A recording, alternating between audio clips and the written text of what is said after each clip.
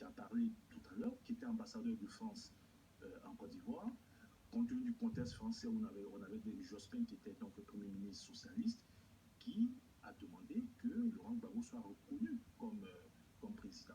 Ce qu'ils oublient de dire, c'est que l'enregistrement de Laurent Gbagbo s'auto-proclamant président alors que le Conseil constitutionnel et autres n'avaient pas encore tranché la question, l'enregistrement de cette vidéo s'est fait donc en tout cas sur les informations que nous avons chez M. Lévidec.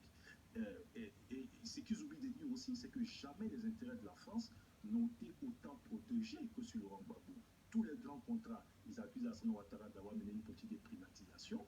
Mais qu'est-ce qu'ils avaient, eux, à ne pas remettre en cause ces politiques de privatisation lorsqu'ils sont allés aux affaires? Mais ils ont renforcé cette politique de privatisation avec des contrats dont la durée était supérieure à ce qu'avait fixé donc, le président Ouattara, parce que le président Ouattara avait pris le soin de fixer des durées pas trop longues pour permettre justement à l'entrepreneuriat ivoirien de se constituer et de prendre le relais après. Mais lorsque Laurent Gbagbo est arrivé aux affaires, il a renouvelé systématiquement tous les contrats. Mieux, il a, le terminal du port de Vridi, par exemple, a été cédé à un grand groupe français.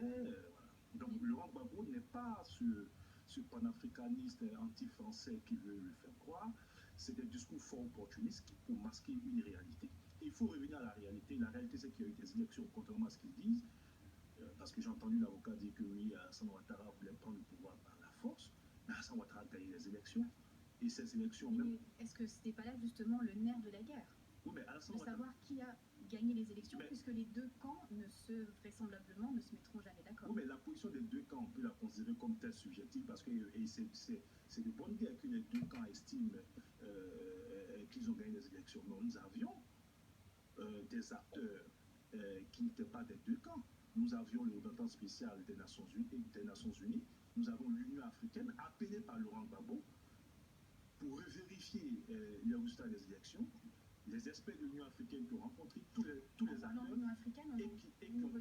et qui ont conclu, après avoir vérifié tous les PV des élections, l'Union africaine appelée par Laurent Gbagbo, dans ce panel du chef de l'État, il y avait quelqu'un comme le président Zuma, qui était à tort ou à raison considéré comme proche donc, de Laurent Gbagbo, mais qui a conclu à l'unanimité que c'est Alassane Ouattara qui a gagné cette élection. Mais en tout cas, en parlant de l'Union africaine, on y reviendra très prochainement.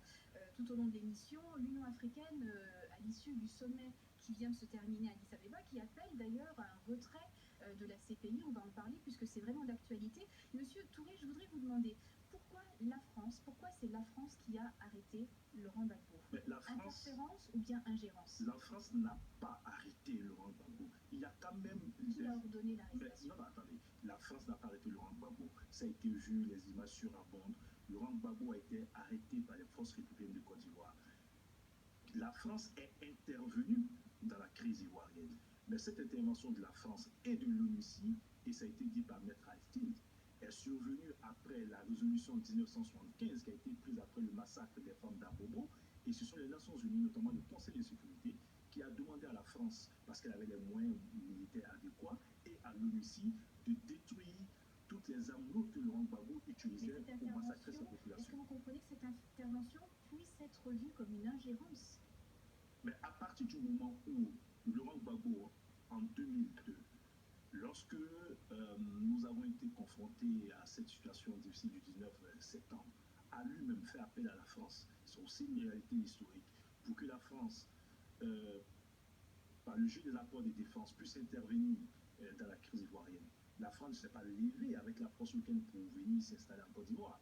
C'est Laurent Gbagbo qui a fait appel à la France. Bien évidemment, elle n'a pas fait le travail qu'il aurait souhaité, parce que Laurent Gbagbo aurait souhaité que la France se mette de son côté pour combattre une partie donc, de la population ivoirienne, ce que la France n'a pas fait.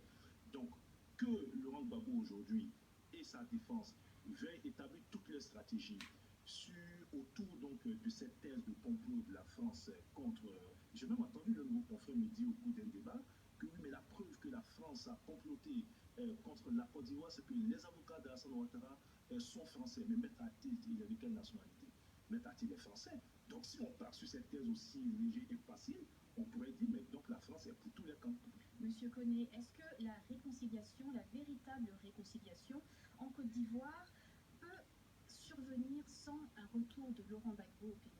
Madame, avant d'aborder la question de la réconciliation nationale, j'aimerais intervenir à nouveau sur la France.